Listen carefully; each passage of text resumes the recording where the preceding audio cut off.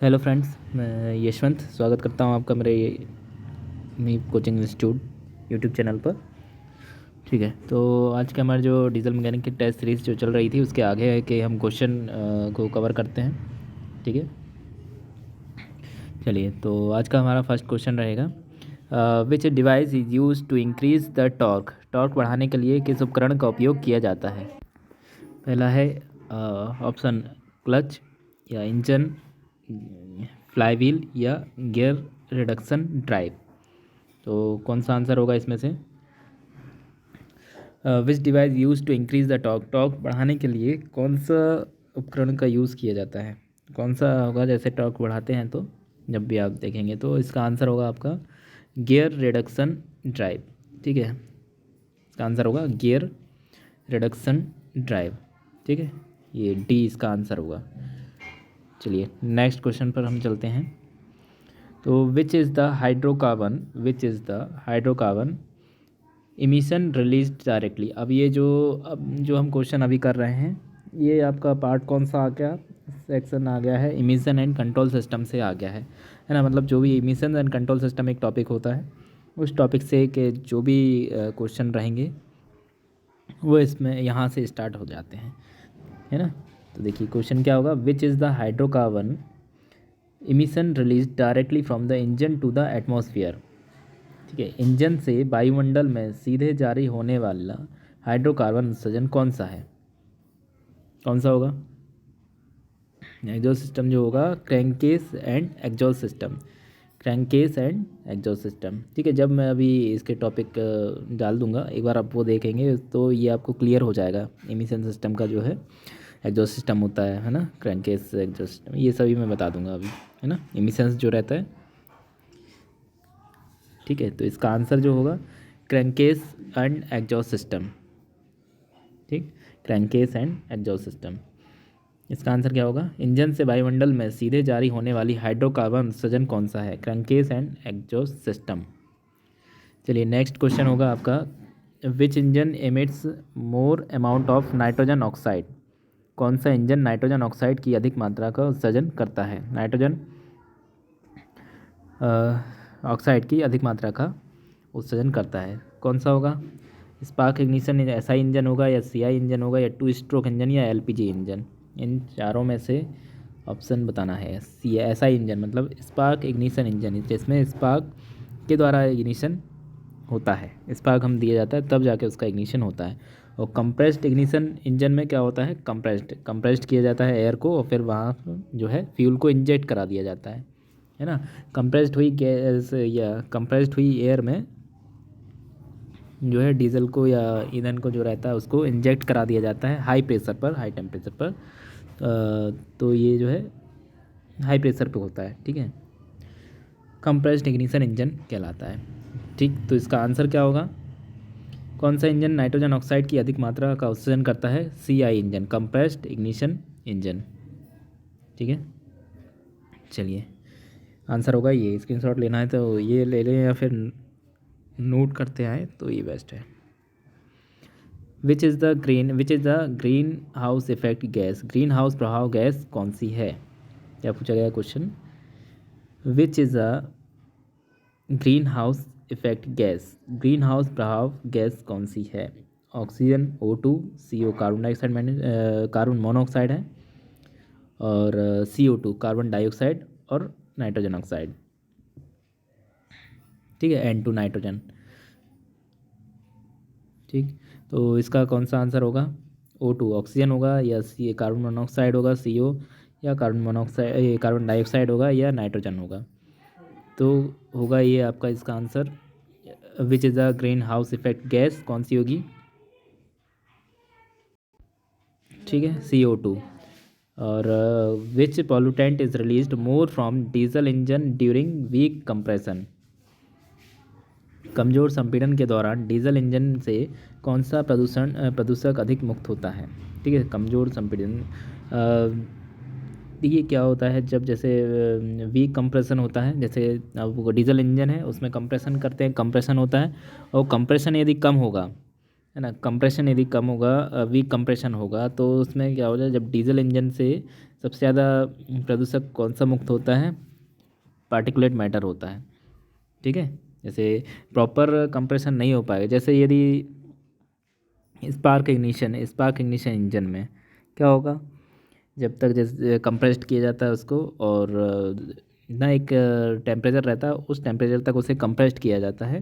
ठीक है, उसके बाद एक स्पार्क दिया जाता है, तो पेट्रोल वहाँ पर इग्नाइट हो जाता है, वो आपका जो ईंधन रहता है, जो फ्यूल रहता है, वहाँ पर इग्नाइट हो जाता है, और फिर वहाँ से हमें पावर जनरेट मिलती है। उसी तरह से सेम डीजल इंजन में क्या होता है, डीजल इंजन में ये होता है कि आप एयर को कंप्रेस्ड करते हैं, एयर को कंप्रेस्ड करेंगे, और एक समय जितना मतलब एक टेम्परेचर, एक पर्टिकुलर टेम्परेचर रहता है, उस टेम्परेचर पर ना, एक पर्टिकुलर टेम्परेचर तक उसे कंप्रेस्ड किया जाता है, और जब वहाँ पर कंप्रेस्ड कर दिया जाता है हाई प्रेशर पर, तो वो टेम्परेचर बहुत ज़्यादा क्रिएट होता है ना।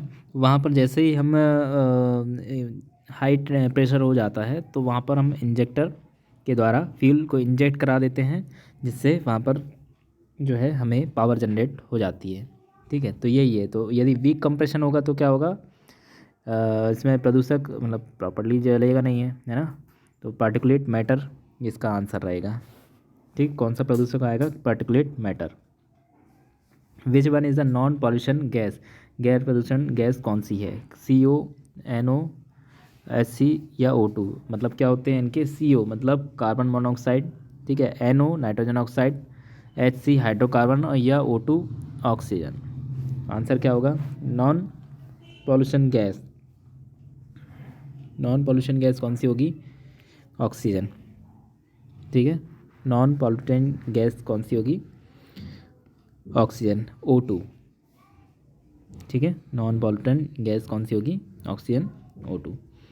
चलिए नेक्स्ट है, विच is the source of pollutant gases with hydrocarbon, hydrocarbon के साथ प्रदूषक गैसों का स्रोत क्या है, हाइड्रोकार्बन के साथ प्रदूषक गैसों का स्रोत क्या है, या which is the source of pollutant gas with hydrocarbon.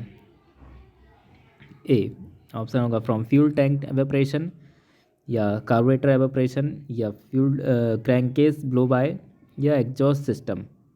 ठीक है, ये सभी मैं समझाऊंगा आपको। ठीक, from fuel tank evaporation, A है फ्रॉम फ्यूल टैंक एवेपोरेशन, ठीक है, या from carburettor evaporation, and from crankcase blow by, या फ्रॉम एग्जॉस्ट सिस्टम। तो इसमें से आंसर क्या होगा आपका, आंसर होगा फ्रॉम एग्जॉस्ट सिस्टम। ठीक है, आंसर होगा डी, फ्रॉम एग्जॉस्ट सिस्टम। चलिए नेक्स्ट क्वेश्चन पर चलते हैं। Which is less harmful emission elements after convert by catalytic converter. अब क्या होता है, जैसे एमिशंस होते हैं, तो उनको अब जैसे बहुत ज़्यादा मात्रा में यदि एमिशंस होंगे, तो ऑब्वियसली जो वातावरण है प्रदूषित होगा। ठीक है, पॉल्यूशन ज़्यादा क्रिएट होगा। ठीक है, एमिशन जो जैसे जितना मात्रा में जैसे निकलते हैं, है ना, ठीक, उतनी ही मात्रा में यदि बाहर पॉल्यूटेंट निकलता है, तो ज़्यादा प्रदूषण फैलेगा या ज़्यादा पॉल्यूशन होगा। ठीक है, तो उनको कम करने के लिए क्या किया जाता है, कन्वर्टर लगाए जाते हैं, जैसे कैटालिटिक कन्वर्टर हो गया, है ना, और भी होता है, मैं आगे बताऊंगा इसमें, एमिशन को कंट्रोल करने के लिए। तो उसी यही क्वेश्चन पूछा गया है कि उत्प्रेरक कन्वर्टर, कैटालिटिक कन्वर्टर, उत्प्रेरक कन्वर्टर द्वारा परिवर्तित करने के बाद कम हार्मफुल उत्सर्जन तत्व कौन सा होता है। तो कौन सा होता है इसमें, ऑप्शन है आपके पास CO2 SC प्लस H2O, या NOx CO2 and PM particulate matter, है ना, और H2O CO2 और नाइट्रोजन, या PB प्लस CO2 और NOx। तो इनमें से कौन सा होगा, CO2 मतलब कार्बन डाइऑक्साइड, SC मतलब हाइड्रोकार्बन, H2O। ठीक है, NOx नाइट्रोजन के ऑक्साइड। ठीक, CO2 पार्टिकुलेट मैटर बोल देते हैं जैसे, H2O CO2 nitrogen, PB CO2 NOx। ठीक, तो आंसर क्या होगा, PB, लेड बोला जाता है इसको ना। तो इसका आंसर होगा आपका H2O CO2 प्लस नाइट्रोजन, ये पानी हो गया, कार्बन डाइऑक्साइड हो गया और नाइट्रोजन। इसका आंसर होगा ये। उत्प्रेरक कन्वर्टर द्वारा परिवर्तित होने के बाद या करने के बाद कम हार्मफुल उत्सर्जन तत्व कौन सा होता है? H2O, CO2 और nitrogen. Which is harmful emission element produced by an internal combustion engine? IC engine, आंतरिक दहन इंजन द्वारा उत्पादित पूर्ण उत्सर्जन तत्व कौन सा होता है? ठीक है। विच इज़ हार्मफुल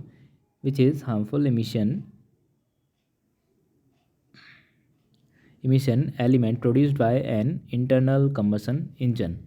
तो आंतरिक दहन इंजन द्वारा उत्पादित पूर्ण उत्सर्जन तत्व कौन सा है? क्या होगा? CO2 SeH2O या COSE NOx या NOx कार्बन डाइऑक्साइड PH या PB CO2 और NOx। क्या होगा इसका answer?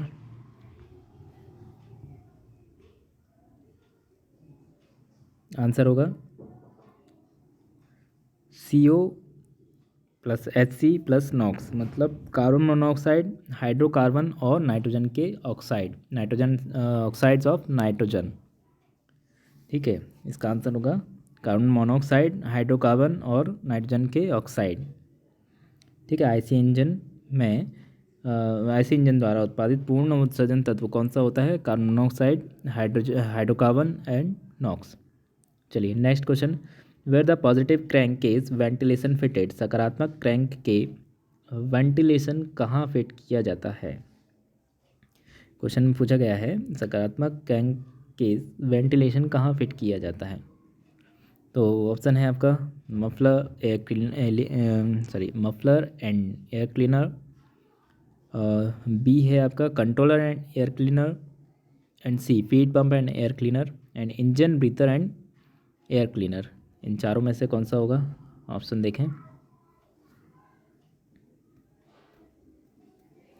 Muffler and air cleaner, controller air cleaner या फीड पंप एयर क्लीनर या engine breather and air cleaner, कौन सा होगा इसमें से?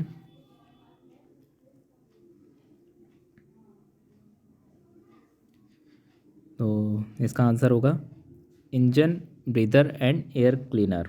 Engine breather and air cleaner, ये आपका इसका आंसर होगा। ठीक है, चलिए ठीक है। ठीक है, तो आज के लिए इतने ही क्वेश्चन, 10 क्वेश्चन थे और आगे भी हम कंटिन्यू करते रहेंगे इसके। काफ़ी क्वेश्चन हमने करा चुके हैं, 200 प्लस के समथिंग। ठीक है, 200 क्वेश्चन कंप्लीट हो चुके हैं यहाँ पर हमारे, और आगे ही इस तरह से मैं इसके अभी हमारा जो आज स्टार्ट हुआ है टॉपिक मान सकते हैं कि इमिशन एंड कंट्रोल सिस्टम जो होता है उसके आज क्वेश्चन मैंने इसमें इंक्लूड किए हुए हैं। आगे भी अभी चलेंगे 3 से 4 दिन के समथिंग वो चलेंगे क्वेश्चन। ठीक है, वो आपके हो जाएंगे। इससे पहले मरीन जो इंजन था वो मरीन एंड स्टेशनरी इंजन वो हमने किए हुए थे, और बाकी इसमें जितना भी आपके आईटीआई का जो सिलेबस रहता है ना, डीजल मैकेनिक का जो रहता है, पूरा सिलेबस में जो टॉपिक रहते हैं उसके हमने क्वेश्चंस वगैरह कंप्लीट कर लिए हैं। ठीक है, जैसे अभी हम जो स्टार्ट हुआ है आज इमिशन एंड कंट्रोल सिस्टम के कुछ क्वेश्चन आज मैंने करा दिए हैं। बाकी 3-4 दिनों में वो 3-4 जो वीडियो रहेगा वो कंप्लीट हो जाएगा। ठीक है, आगे भी इसी तरह से मैं इस जो टेस्ट सीरीज़ कंटिन्यू रखूँगा। चलिए ठीक है, यदि आप अभी तक जो है चैनल को सब्सक्राइब नहीं किए हैं तो प्लीज़ चैनल को सब्सक्राइब करें ताकि इससे रिलेटेड आपको वीडियो मिलते रहें। और एक और टेस्ट सीरीज़ चल रही है जो कि रेलवे ग्रुप डी और एनटीपीसी के जो क्वेश्चंस रहेंगे प्रीवियस ईयर क्वेश्चन। ठीक है, 8000 प्लस के जो क्वेश्चन की सीरीज़ चल रही है वो भी उसको भी आप जाकर देखें। यदि कोई आप ग्रुप डी की रेलवे की तैयारी कर रहा है तो आप उनको वो सजेस्ट कर सकते हैं या शेयर कर सकते हैं। ठीक है, इसी चैनल पर मिल जाएंगे प्लेलिस्ट में, रेलवे ग्रुप डी और एनटीपीसी का रहेगा वो। ठीक है, तो ठीक है, वीडियो को लाइक कीजिए, शेयर कीजिए और सब्सक्राइब कीजिए। आज के लिए इतना ही, थैंक यू।